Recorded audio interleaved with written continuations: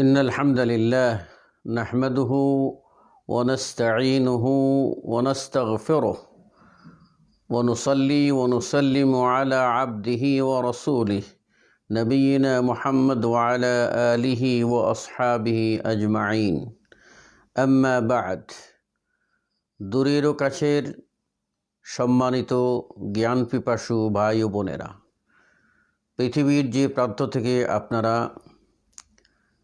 সিলেটের ঐতিহ্যবাহী তাকওয়া মসজিদ ও ইসলামিক সেন্টার কর্তৃক আয়োজিত রমাদানের এ বিশেষ অনুষ্ঠানে যোগ দিচ্ছেন, আপনাদের সকলকে জানাই বেহেশতি সওগাত। আসসালামু আলাইকুম ওয়া রাহমাতুল্লাহি ওয়া বারাকাতুহু।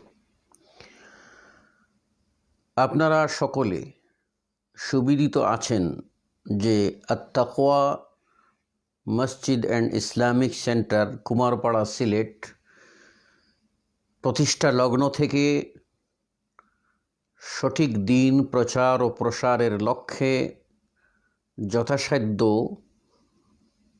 প্রোগ্রাম গ্রহণ করে বাস্তবায়ন করে চলেছে। দেশের প্রখ্যাত ইসলামিক স্কলারদের আমন্ত্রণ জানিয়ে তাদের কাছ থেকে সঠিক দিনের নির্ভরযোগ্য তথ্য জাতির সামনে উপস্থাপনে প্রাণান্ত চেষ্টা অব্যাহত রেখেছে। সেই চেষ্টার ধারাবাহিকতার অন্যতম হল রমাদানে বিশেষ প্রোগ্রাম আঞ্জাম দেওয়া। ইতিমধ্যেই প্রস্তুতিমূলক আলোচনা আপনারা শুনেছেন বিজ্ঞ স্কলারের কাছ থেকে। আমি আজকে আপনাদের সামনে রমাদানের ইবাদত, সিয়াম ইত্যাদি বিষয়ে কিছু আলোচনা করব ইনশাআল্লাহ। প্রথমেই আমরা উযরখাহি পেশ করব যে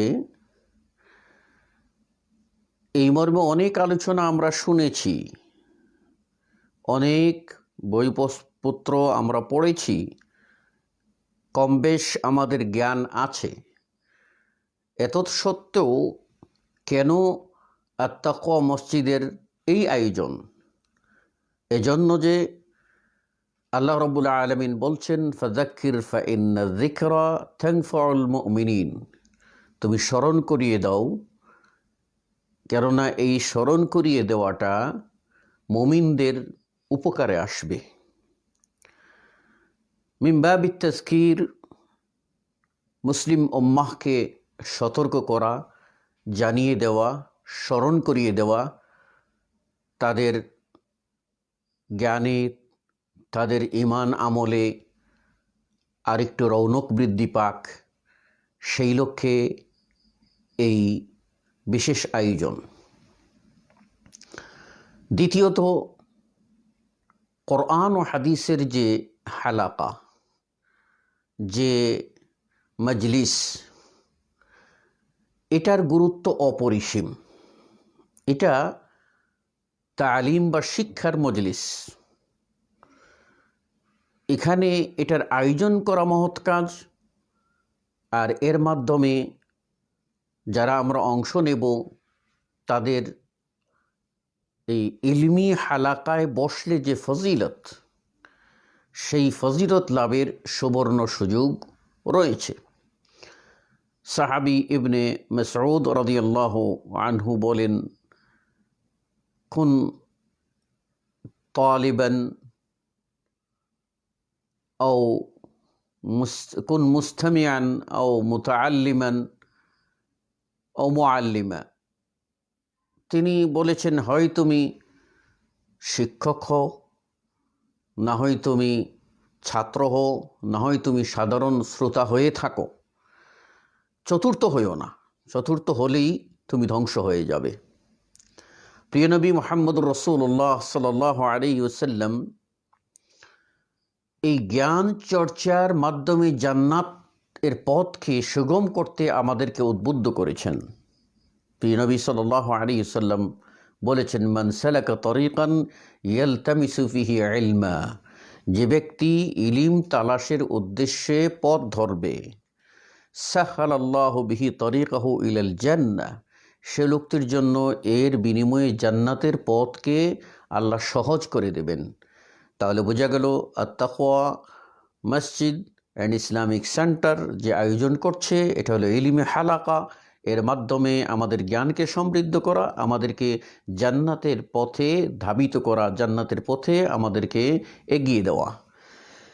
এই মহৎ কাজ যারা আমরা করছি, আল্লাহ রাব্বুল আলামিন আমাদের সকলকে উত্তম পারিতোষিক, উত্তম জাযা দান করুন। সম্মানিত সুধী দর্শকবৃন্দ, চলুন আমরা একে একে আলোচনায় চলে যাই। প্রথমেই আমরা আলোচনা করব সওম বা সিয়াম কি। বলবেন, এ তো আমরা জানি। হ্যাঁ, আপনারা জানেন।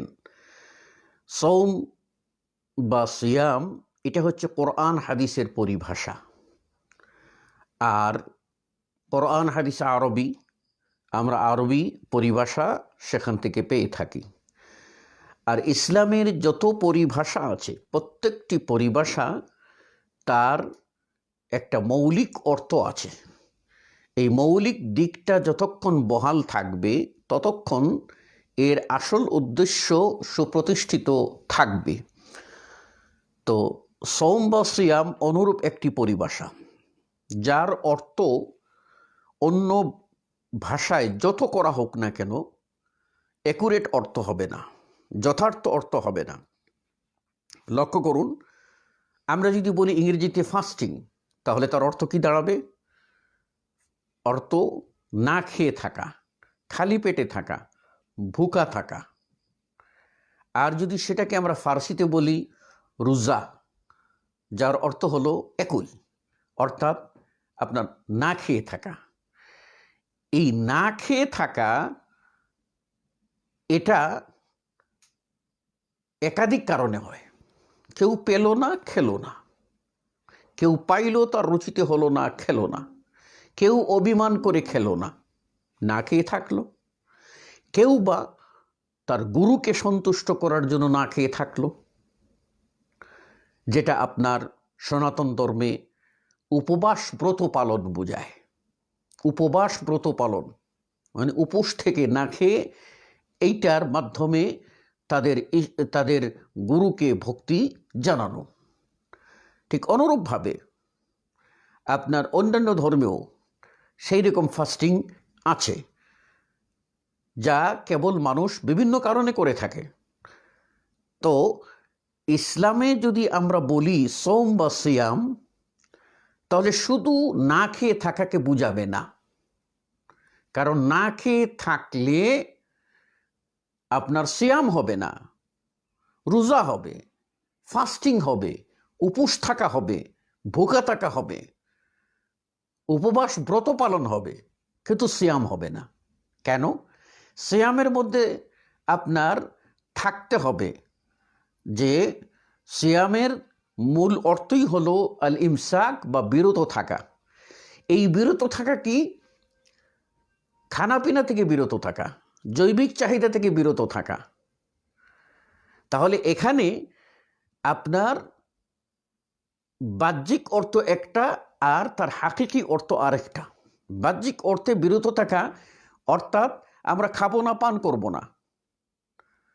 আর হাকিকি অর্থ হচ্ছে আল্লাহ যা নিষেধ করেছেন, যাবতীয় মানহিয়াত থেকে, যাবতীয় মাআসি থেকে, নাফরমানি থেকে বিরত থাকা।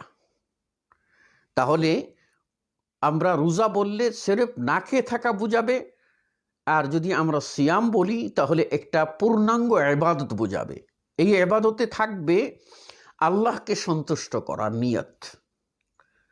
দ্বিতীয়ত থাকবে আপনার এই নির্দিষ্ট সময়, শুরু এবং শেষ, সুবহে সাদিক থেকে নিয়ে সূর্য অস্ত যাওয়া পর্যন্ত, এর আগেও না, এর পরেও না।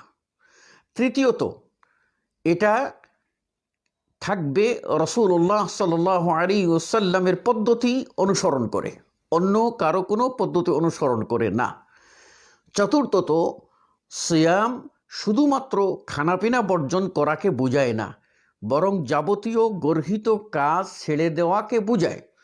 যতক্ষণ পর্যন্ত একজন ব্যক্তি অন্যায় কাজ ছাড়বেন না, মিথ্যা কথা ছাড়বেন না, ওয়াল আমালা বিহি ফালাইসা লিল্লাহি হাজাতুন ফীমা আন ইয়াদা তুআমাহু ওয়া শারাবাহু।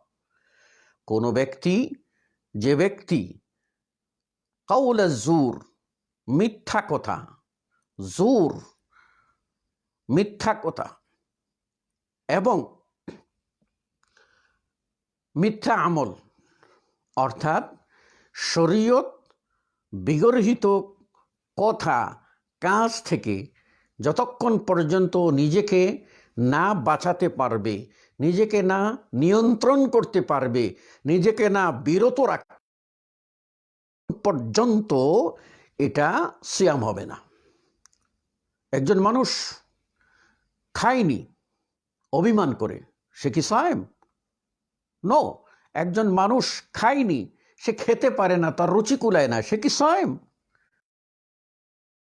একজন মানুষ খাইল না কিন্তু যাবতীয় গর্হিত কাজ করলো, যাবতীয় অন্যায় কাজ করলো, মিথ্যা কাজ করলো, ঠকবাজি করলো, প্রতারণা করলো, ঘুষ খাইলো, সুদ খাইলো, যাবতীয় অন্যায় কাজ করলো, খুন খারাপি করলো, তাহলে সেই মানুষটা কি হবে? বাহ্যিক সংজ্ঞায় তাকে সায়েম বলা হলেও হাকিকি অর্থে তাকে সায়েম বলা হবে না। অর্থাৎ তার এই সিয়ামটা কেবলমাত্র তাকে আপনার ক্ষুধার জ্বালাই দেবে, শুধু উপোস থাকার যন্ত্রণাটা, জটর জ্বালা সে পাবে, কিন্তু এর বিনিময়ে আল্লাহ রাব্বুল আলামিন যে জাযা, যে পারিতোষিক, যে বদলা, যে সওয়াব রেখে দিয়েছেন, সেই সওয়াব থেকে সে বঞ্চিত হবে। সম্মানিত সুদী, এই সওয়াব থেকে বঞ্চিত হবে কেন? যে তার হাকিকি অর্থ থাকেনি। এবারে আসুন, এই সিয়াম আল্লাহ রাব্বুল আলামিন এই মুসলিম উম্মাহের উপরে, এই উম্মতের উপরে কখন ফরজ করেছেন? আমরা জানি প্রত্যেক ধর্মে বিগত নবী ও রসুলদের জামানায় প্রত্যেকের উপরেই সিয়াম ফরজ ছিল।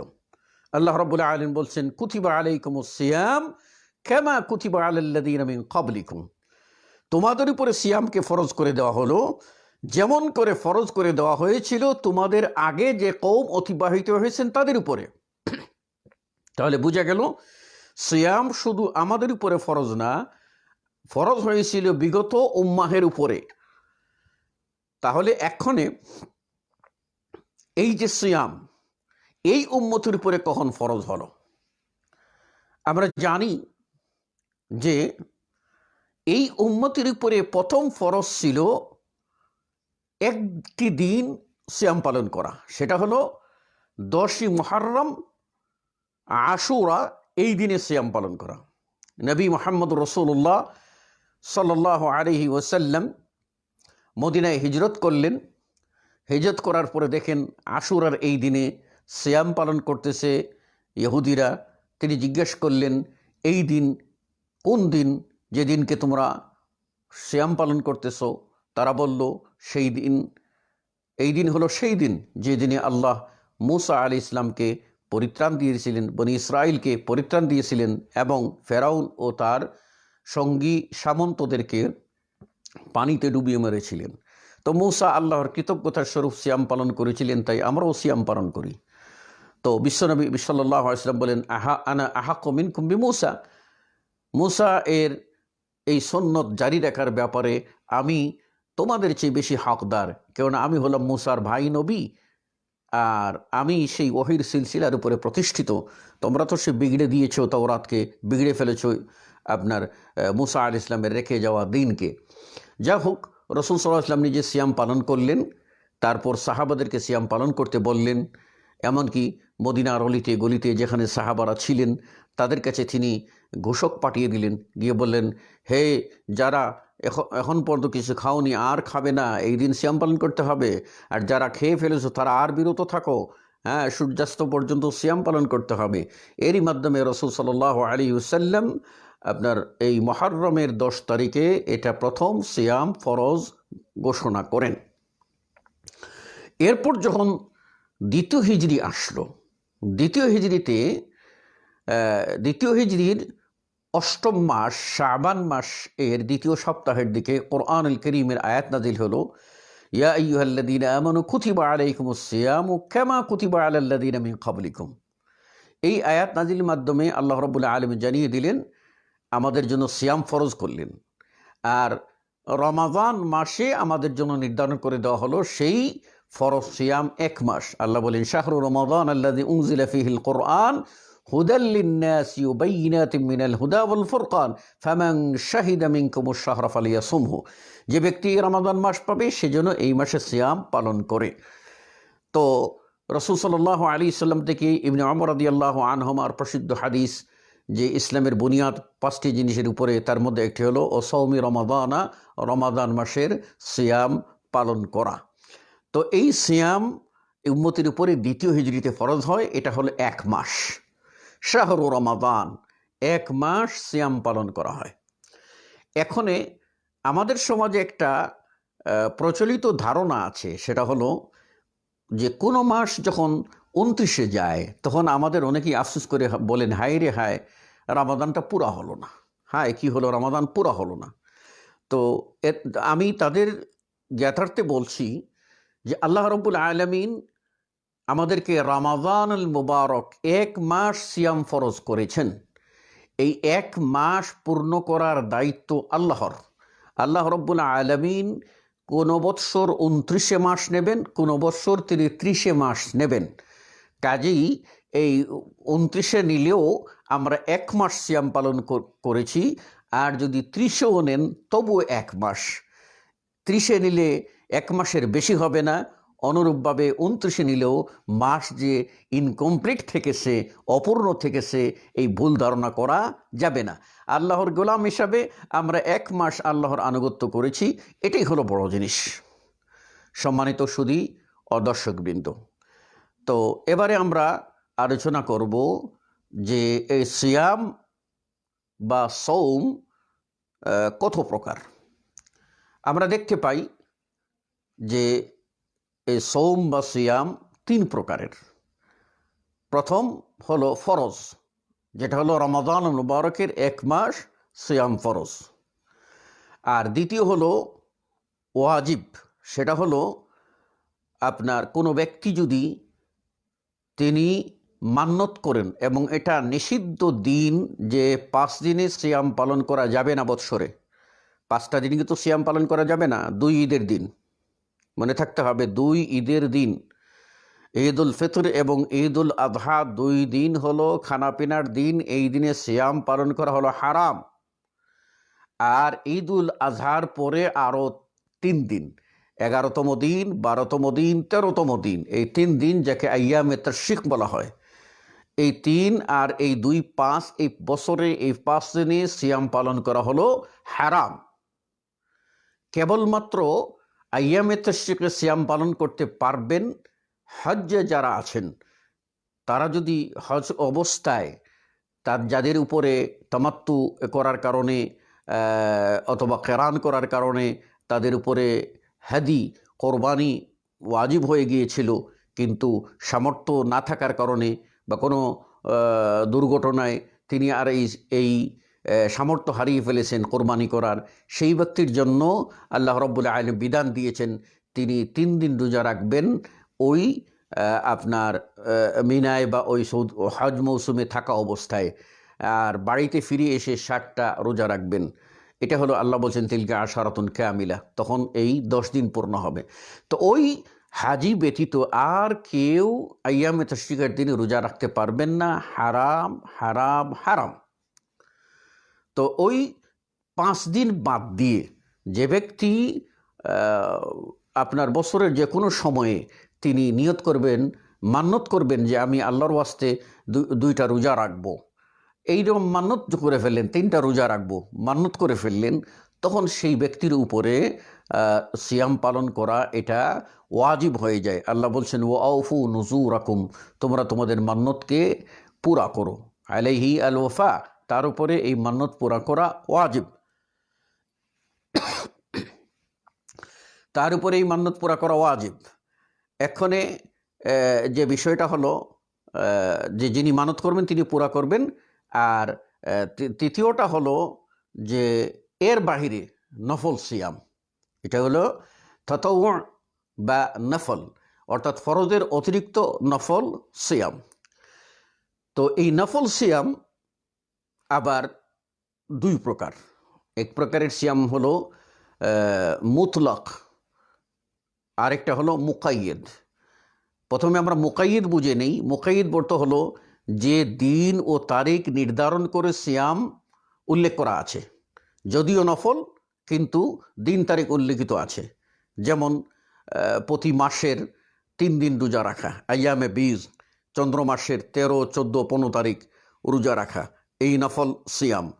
অনুরূপভাবে আশুরার 2 দিন সিয়াম, 9 ও 10 অথবা 10, 11 এই 2 দিন সিয়াম। এরপরে আরাফার যারা হজে যাননি তাদের জন্য 1 দিন সিয়াম। এই সিয়াম অথবা সাপ্তাহিক সিয়াম আপনার ইয়ৌমুল ইসনাইন ওয়াল খামিস, সোমবার এবং বৃহস্পতিবারের যে সিয়াম, এই সিয়ামগুলি হচ্ছে আপনার পালন করা হলো মুকাইয়্যেদ। ওই দিন তারিখেই আপনাকে পালন করতে হবে, ওই দিন তারিখ আপনি ডিঙ্গাইতে পারবেন না। আর এছাড়া আপনার থাকলো যেটা মুতলাক, ইন জেনারেল, আমভাবে সিয়াম পালন।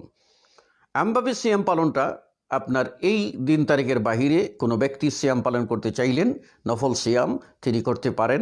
এই নফল সিয়াম করলে সেটা অত্যন্ত ফজিলতপূর্ণ। রাসূলুল্লাহ সাল্লাল্লাহু আলাইহি ওয়াসাল্লাম বলছেন, মান সামা ইয়াওমান ফি সাবিলিল্লাহি, যে ব্যক্তি আল্লাহর ওয়াস্তে একদিন একটি নফল রোজা রাখবে, বা'আদাল্লাহু বিহি, তার জন্য দূরে করে দিবেন জাহান্নামকে 70 খারিফা, মানে 70 বৎসরের দূরে জাহান্নামকে সরিয়ে দেবেন। অর্থাৎ তার চেহারা থেকে 70 বছরের দূরে জাহান্নামকে সরিয়ে দেওয়া হবে। তো কাজেই সিয়াম আমরা এই 3 ভাগে পেয়ে থাকি। এক্ষণে 3 ভাগে যে আমরা সিয়াম পেলাম, ফরজ সিয়াম, ওয়াজিব সিয়াম, নফল সিয়াম, এই 3 সিয়ামকে নিয়তের বেলায় 2 ভাগে আপনাকে স্থির করে নিতে হবে। এক, ফরজ এবং ওয়াজিব। ফরজ এবং ওয়াজিব এটার জন্য সুবে সাদিকের পূর্বে নিয়ত করতে হবে। প্রিয় নবী মুহাম্মদুর রাসূলুল্লাহ সাল্লাল্লাহু আলাইহি সাল্লাম বলছেন, ওমান লাম ইউবাইয়িতু সিয়াম ফালা সিয়ামা লাহু, যে ব্যক্তি সুবে সাদিকের আগে রোজার বা সিয়ামের নিয়ত করবে না, রোজাটা আমরা বলছি বোঝার জন্য, যেহেতু অনেকেই সিয়াম বা সৌমের চেয়ে রোজা বেশি ব্যবহার করে থাকেন, তাই আমরা রোজাটা বলছি, যথার্থ অর্থে নয়, পারিভাষিক অর্থে আমরা বলছি। তো এই সিয়াম আপনার অবশ্যই আপনাকে সুবে সাদিকের আগে নিয়ত করতে হবে। পক্ষান্তরে নফল সিয়াম, এই নফল সিয়ামের নিয়ত আমরা করতে পারি যদি আমরা সুবে সাদিক হয়ে যায় তারপরেও নিয়ত করতে পারি। আবার সকালে উঠেও আমরা নিয়ত করতে পারি। দ্বিপ্রহর, জোহরের আগ পর্যন্ত, মানে পশ্চিম আকাশে সূর্য যে মাথার বরাবর আসলো মধ্যাহ্ন, তার আগে, পশ্চিম আকাশে হেলে যাওয়ার আগে পর্যন্ত আমাদের জন্য সময় থাকে, আমরা এর মধ্যে সিয়াম এর নিয়ত করতে পারি। যদি আমরা না খেয়ে থাকি, অর্থাৎ আমি ফজরের পরে ঘুম থেকে উঠে আমার মনে চাইলো যে আমি কিছু খাইনি, পান করিনি, এখন আমি রোজা রেখে ফেলবো, আমি নিয়ত করতে পারি। 10টা 11টার দিকে আমি নিয়ত করতে পারি, কোনো অসুবিধা নেই। কেন নবী মুহাম্মদুর রাসূলুল্লাহ সাল্লাল্লাহু আলাইহি ওয়াসাল্লাম সকালবেলা গিয়ে ঘরে স্ত্রীদের কাছে যেতেন এবং জিজ্ঞেস করতেন, হাল ইনদাকুম শাই, তোমাদের কাছে কিছু আছে কি? যখন কিছু খাওয়ার থাকতো না তখন তিনি বললেন, ফাইজান আনা সাইম, তাহলে আমি রোজা রেখে দিলাম। তো রাসূল সাল্লাল্লাহু আলাইহি ওয়াসাল্লাম এভাবে নিয়ত করেছেন। এর দ্বারা বোঝা গেল নফল সিয়ামের নিয়ত আমরা করতে পারি। সম্মানিত সুধীয় দর্শক, আপনাদের জিজ্ঞাসা যাব, তার আগে 2টি বিষয় অত্যন্ত গুরুত্বপূর্ণ, সে একটু স্মরণ করিয়ে দিচ্ছি। সেটা হলো এই যে নিয়তের বেলায় আমাদের মধ্যে যে গাফলতিগুলি থাকে, আমরা অজান্তে গাফলতি করে থাকি, সেটা হলো এই যে অনেকেই নিয়ত করেছি সফর করব, তো রোজা রাখবো না। অনেকে নিয়ত করেছি যে আমি মেডিকেল চেক আপে যাবো বা আমার কোনো প্রয়োজন যে কারণে আমি আর আগামীকালকে সিয়াম পালন করব না। তো রাত্রে শেষ রাত্রে উঠে সবার সাথে খাইলাম অথবা না খাইলাম, নিয়ত কিন্তু আমি ভেঙে দিয়েছি আমি রোজা রাখবো না, সিয়াম পালন করব না। তো সকালবেলা উঠে 8টা 9টা 10টার সময় দেখা গেল যে কারণে আমি সিয়াম পালন করব না বলে নিয়ত করেছিলাম সে কারণটা রহিত হয়ে গেছে। অর্থাৎ আমি মেডিকেলে যাব, আজকে ডাক্তার আসবেন না, আমার মাইনর অপারেশন ছিল সেটা করবেন না, অথবা আমি যে উদ্দেশ্যে সফর করার কথা ছিল সেটা সফর আজকে বাতিল হয়ে গেছে, সে কারণ সেটা এখানে হচ্ছে না। তো আমরা তখন বললাম যে খাই, উনি যখন পান করেনি সবার সাথে যখন খাইছি তো আমি রোজাটাই রেখে দিই। না ভাই, এই ক্ষেত্রে আপনার ফরজ সিয়াম আদায় হবে না। কেন? আপনি সুবে সাদিক থেকে নিয়ে এই যে সকাল 8টা পর্যন্ত বা 9টা পর্যন্ত বা 10টা পর্যন্ত যে সময়টা পার করেছেন, সুবে সাদিকের পরে আপনি 10টা মিনিট পার করেছেন আপনার নিয়ত ছাড়া। আপনি নিয়ত করেননি, সংকল্প করেননি, সিয়ামের নিয়ত করেননি। সুতরাং আপনার এই সময়টায় আপনি ছিলেন গায়রু সাইম, মানে সায়েম ছিলেন না। সে কারণে আপনার এই সিয়াম আদায় হবে না, যেহেতু এটা ফরজ সিয়াম, নফল হলে হয়ে যেত। কিন্তু এই ক্ষেত্রে আপনি কি করতে পারেন? এক্ষেত্রে হয়তো আপনি বলতে পারেন যে আমি তো এই সিয়াম রেখে ফেলেছি, তো আমি কি না হইলে আমি ভেঙে দেব? না, আপনার জন্য ভাঙ্গারও কোনো সুযোগ নাই। কেন ভাঙ্গার সুযোগ নাই? রাসূল সাল্লাল্লাহু আলাইহি ওয়াসাল্লাম বলছেন সুমু মা'আন নাসি ওয়াফতিরু মা'আন নাস, মানুষের সাথে রোজা রাখো, মানুষের সাথে ইফতার করো। কাজেই সমাজের সব মুসলিমের সাথে একাত্মতা পোষণ করে আপনি সিয়াম পালন করবেন। আর পরবর্তীতে রমাদানের পরে একটা সিয়াম শুধু কাজা করবেন, আপনার উপরে কাফফারা আসবে না। এই বিষয়গুলি থেকে আমাদেরকে সতর্ক থাকতে হবে। সম্মানিত সুধী, আমরা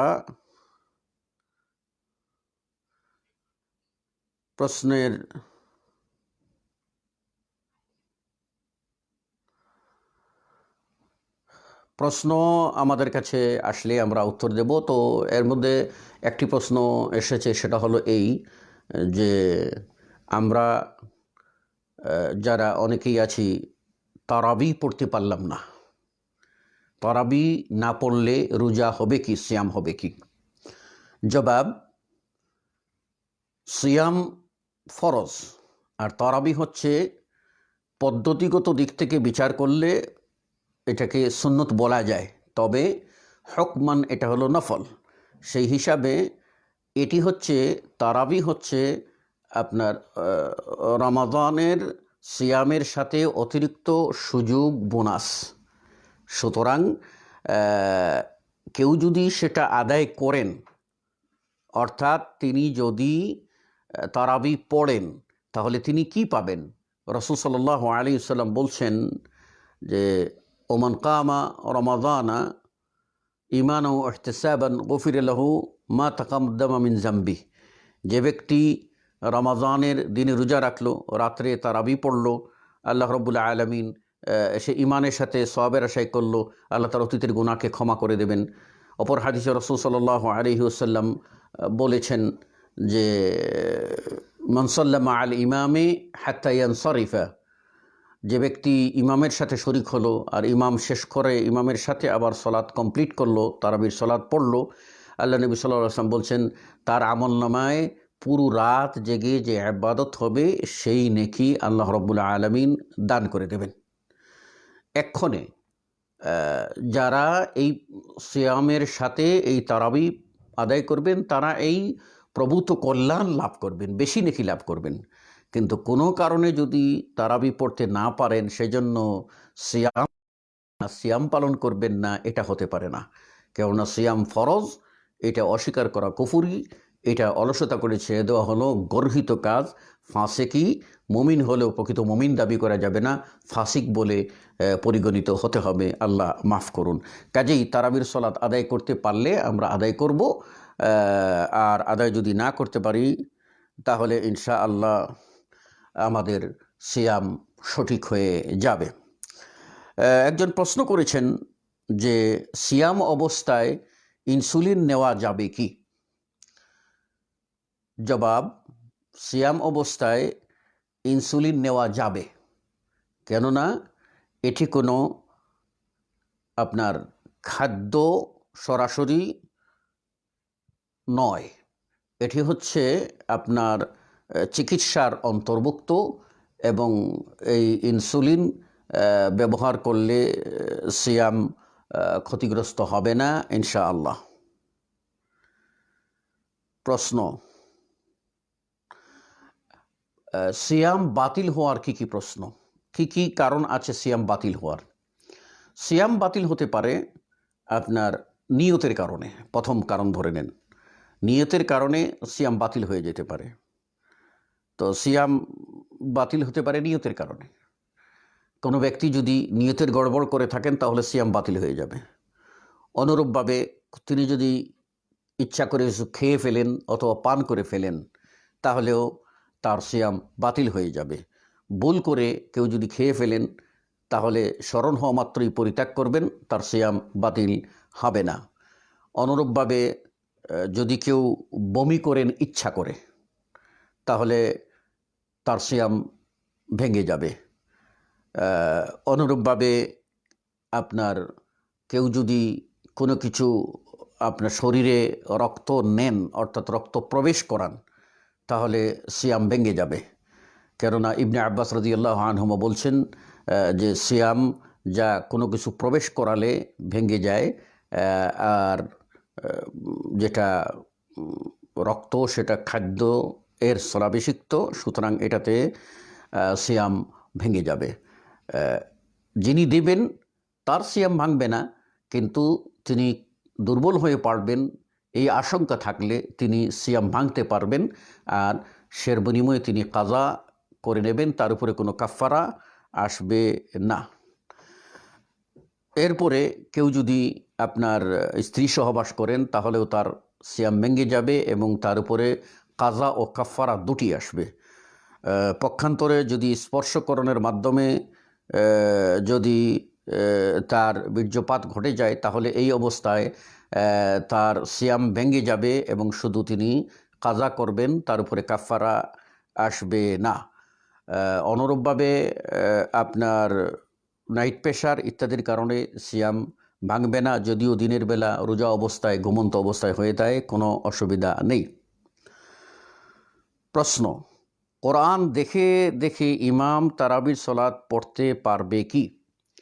দেখুন, কোরআন দেখে দেখে তারাবির সলাত ইমামতি করা এটা জায়েজের বিষয়, এটা জায়েজ আছে। আয়েশা রাদিয়াল্লাহু আনহা তারা একটি জামাতে এরকম বলে একজন কে দিয়ে পড়াইছিলেন, তিনি দেখে দেখে পড়েছিলেন, তার প্রমাণ হাদিস দ্বারা সাব্যস্ত আছে। যেহেতু নফল, কাজে সেখানে কি করা যাবে, কোরআন দেখে দেখে পড়া যাবে, তবে এটি উত্তমোত্তর খেলাফ। কেননা দেখে দেখে পড়লে যা হবে আর না দেখে মুখস্থ পড়লে আকাশ পাতাল ব্যবধান। মুখস্থ পড়লে একাগ্রতা আসবে, তাকওয়া বেশি হবে, খুজু এবং খুশু সলাতের ভিতরে আসবে, নিমগ্নতা বেশি হবে। কিন্তু যদি তিনি দেখে দেখে পড়েন তাহলে সেগুলি থেকে বঞ্চিত হবেন, কেবলমাত্র সলাত আদায় হয়ে যাবে আর কোরআন তেলাওয়াতের নেকি তিনি পাবেন, কিন্তু তার ভিতরে যে আরও মশলা লাগে সেই মশলাগুলি তিনি পাবেন না। এজন্য এটাকে অ্যাভেলেবেল করার প্রয়োজন নেই। একান্ত কোথাও যদি কোনো কারি না পাওয়া যায়, কোনো হাফেজ না পাওয়া যায়, তাহলে সেই ক্ষেত্রে সেটা নফল ইবাদত হিসাবে করা যেতে পারে। আশা করি বুঝতে পেরেছেন। আল্লাহু আ'লাম বিস-সাওয়াব। প্রশ্ন, গর্ভবতী মহিলার কাজা আদায় করতে হবে কি? গর্ভবতী মহিলার মাসআলা হচ্ছে দুটি দিক। একটা দিক হলো যে তিনি কি নিজে এই গর্ভধারণের কারণে দুর্বল হয়ে পড়ছেন। তিনি যদি দুর্বল হয়ে পড়েন তাহলে সেটি অসুস্থতার মাসআলায় চলে যাবে এবং তিনি সুস্থ হয়ে সেটা তিনি কাজা করবেন। আর যদি তিনি, তার দুর্বলতা নয়, বরং গর্ভে যে সন্তানটা আছে এই সন্তানটা পুষ্টি কম পাচ্ছে বা সে ক্ষতিগ্রস্ত হওয়ার আশঙ্কা থাকে, তাহলে সেই ক্ষেত্রে তার জন্য সিয়াম ছেড়ে দেওয়া আর এর বিনিময়ে কাফারা এর বিনিময়ে আপনার ফিদিয়া, কাফারা নয়, ফিদিয়া দিয়ে দেবে। আর ফিদিয়া হলো, সিয়ামের ফিদিয়া হলো নিসফু সা, অর্ধ সা, হলো মাদানী অর্ধ সা, যেটা আমার বর্তমান হিসাবে 2.5 কেজি সমপরিমাণ প্রধান খাদ্যদ্রব্য যদি গরিব মিসকিনকে দিয়ে দেওয়া হয় তাহলে সেটা আদায় হয়ে যাবে। প্রশ্নের সাথে একটু রিলেটেড আমি একটা জিনিস আপনাদের সকলকে ক্লিয়ার করতে চাই, সেটা হলো এই, অনেকেই মনে করেন যে মিসকিন খাওয়াবেন, তো এই মিসকিন খাওয়াবেন মানে অন্যকে দিয়ে রোজা রাখিয়ে ফেলবেন। না ভাই, এখানে একটা বিষয় হলো, আপনার উজরের কারণে আপনার উপরে যে ফরজ সিয়াম, আপনি অসুস্থ, পারতেছেন না, এটা লাঘব করার জন্য, এটা হালকা করার জন্য, আপনার ওজোর উপর থেকে বোঝাটা সরিয়ে নেওয়া, এজন্য আল্লাহ রাব্বুল আলামিন সুন্দর ব্যবস্থা দিয়েছেন। সেটা হলো কি, যে আপনি ফিদিয়া দিয়ে দিবেন, ফিদিয়া দিলে আপনি দায়মুক্ত হবেন। এখন এই ফিদিয়াটা যদি নেওয়ার কেউ না থাকে, কে আপনাকে দায়মুক্ত করবে? এই জন্য শরীয়ত আপনার জন্য সুবর্ণ সুযোগ দিয়েছে, দিন ইউসরুন, দিন সহজ। সেটা কি করেছে? আপনাকে দিয়েছে যে গরিব মিসকিন যারা, তারা এটা নিয়ে নেবে, তারা তাদের সিয়াম তারা পালন করবে, আর আপনার কাছ থেকে এই ফিদিয়াটা নিয়ে আপনাকে দায়মুক্ত করবে। যেহেতু তারা গরিব, যেহেতু তারা মিসকিন, তারা খেতে পারেন, তাই আপনাকে দায়মুক্ত করার একটা সুবন্দোবস্ত আল্লাহ করে দিয়েছেন। আল্লাহর শুকরিয়া আদায় করা উচিত। আল্লাহর বিধান, সুবহানাল্লাহ, কত কত সুন্দর বিধান আমাদের জন্য। প্রশ্ন, হানাফি প্রচলিত পদ্ধতিতে মসজিদে বেতের সলাত আদায় করা যাবে কি? দেখুন, আমাদের দেশে হানাফিরা যে বেতের সলাত আদায় করে থাকেন, সেটা হচ্ছে 3 রাকাত আদায় করেন এবং 2 রাকাতে বসে তাশাহুদ পড়েন, শুধু আত্তাহিয়াতু পড়েন, আর এরপরে উঠে গিয়ে যথারীতি 3য় রাকাত পড়ে, কুনুত পড়ে, যথারীতি আপনার তাশাহুদ পড়ে সালাম ফিরান। এখানে এই সলাতের মধ্যে যে বৈঠক, সলাতের মধ্যে বৈঠক হচ্ছে প্রথম বৈঠক, শেষ বৈঠক। এই বৈঠকটির ভিতরে প্রথম যে বৈঠকটা থাকে এটা হলো ওয়াজিব, আর এটা যদি কোনো কারণবশত ছুটে যায় তাহলে সহজেই যথেষ্ট। আর শেষ বৈঠক যেটা সালাম ফেরানোর বৈঠক, এটা হলো ফরজ। আর ফরজ আপনার এটা যদি কেউ আদায় না করে তাহলে তার সলাত হবে না। এখনে যে আমরা জানলাম সলাতের মধ্যে প্রথম বৈঠকটা হলো ওয়াজিব। এখন ওয়াজিব কি আমরা নিজেরা বাড়িয়ে নিতে পারি, না ওয়াজিব স্থির করার জন্য দলিল লাগবে? কারণ ওয়াজিবের মাসলা সবারই জানা আছে। কেউ যদি ভুলক্রমে ছেড়ে দেয় বা ভুলক্রমে বাড়িয়ে ফেলে তাহলে সহসুদ্ধা দ্বারা এটা শুদ্ধ হয়ে যায়, কিন্তু ইচ্ছা করে বাড়াইলে, ইচ্ছা করে ছেড়ে দিলে তার সলাতই বাতিল। তো এখন এই যে যেখানে আল্লাহ রাসূল সাল্লাল্লাহু আলাইহি ওয়াসাল্লাম 1 থেকে 5 রাকাতের মাঝখানে বসেন নাই, একেবারে পরিষ্কার হাদিস সুনানের কিতাবে রয়েছে। আয়েশা রাদিয়াল্লাহু আনহা বলেন, রাসূলুল্লাহ সাল্লাল্লাহু আলাইহি ওয়াসাল্লাম তিনি 5 রাকাত সালাত আদায় করেছেন বিতর, মা জালাসা ইল্লা ফি আখিরিহিন্না, 5 রাকাতের মাঝখানে কোথাও বসেন নাই, কেবলমাত্র শেষে গিয়ে বসেছেন। কাজেই এই যে বৈঠকটা হাদিস দ্বারা সাব্যস্ত না, অথচ আমরা যদি নিজেদের উপরে আমরা ওয়াজিব করে নেই, একটা বৈঠক বাড়িয়ে ফেলি, তাহলে কি সলাতে বিঘ্নতা হবে না? এজন্য আমরা বলবো এই পদ্ধতিতে সলাত আদায় করলে সলাত হবে না। কাজেই এটা আপনি জামাতে পড়েন আর একাকে পড়েন, আপনাকেই সিদ্ধান্ত নিতে হবে আপনি কোনটা করবেন। প্রশ্ন, আউয়াল ওয়াক্তে ঘরে জামাতে সালাত পড়তে চাইলে আজান দিতে হবে কি, জানাবেন। ভাই, আজান ও ইকামত জামাতের জন্য সুন্নত। জামাত হলে আজান ও ইকামত দিতে হবে, এটাই হলো সুন্নত। একাকী সলাতের জন্য আজান দেওয়া সুন্নত না, তবে ইকামত দেওয়া সুন্নত। যিনি জামাত আর যিনি সলাত আদায় করবেন, তিনি ঘরে যদি সলাত আদায় করেন তাহলে একাকী তিনি পড়লে সেখানে তিনি কি করবেন? ইকামত দিয়ে পড়বেন। হ্যাঁ, কোনো কারণবশত ঘরের ভিতরে যদি জামাত পড়তে হয় তাহলে সেই ক্ষেত্রে যেহেতু জামাত হচ্ছে, এখানে আজান দেওয়া হলো সুন্নত, এটা দিয়ে দেবেন সবচেয়ে উত্তম। এজন্য আস্তে আস্তে ঘরের ভিতরে আপনি যিনি ইকামত দিবেন প্রথমে তিনি আজানের বাক্যগুলি বলবেন, তারপর তিনি ইকামতের বাক্যগুলি বলবেন, তারপর জামাত আরম্ভ হয়ে যাবে, সুন্নত আদায় হবে। একান্ত আজান যদি কেউ না দেন, ইকামত অবশ্যই দিতে হবে, দিয়ে আদায় করতে হবে, তাহলে সুন্নত মোতাবেক আদায় হবে ইনশা আল্লাহ। সম্মানিত সুধী ও দর্শকবৃন্দ, আজকে আমরা গুরুত্বপূর্ণ কয়েকটি মাসালা আলোচনা করলাম। আবারও ইনশা আল্লাহ পরবর্তী পর্বে আপনাদের সাথে মিলিত হওয়ার প্রত্যাশা ব্যক্ত করছি। আল্লাহ রাব্বুল আলামিন তৌফিক দিলে আবারও মিলিত হব। ততক্ষণে আপনারা যে যেখানেই থাকুন না কেন, আপনারা ন্যায়ের সাথে থাকুন, কোরআনের সাথে থাকুন, সহিহ হাদিসের সাথে থাকুন, বাপদাদার রসুমের সাথে না, স্বচ্ছ ইসলামের সাথে থাকুন এবং আত্তাকওয়া মসজিদ ও ইসলামিক সেন্টারকে সার্বিক সহযোগিতার মাধ্যমে এটার শনৈ শনৈ উন্নতি কল্পে আপনারা উদ্যোগ গ্রহণ করুন। আল্লাহ রাব্বুল আলামিন আপনাকে, আমাকে, সকলকে কল্যাণের কাজ করার তৌফিক দান করুন। যাবতীয় অকল্যাণ থেকে আল্লাহ আমাদের সকলকে হেফাজত করুন।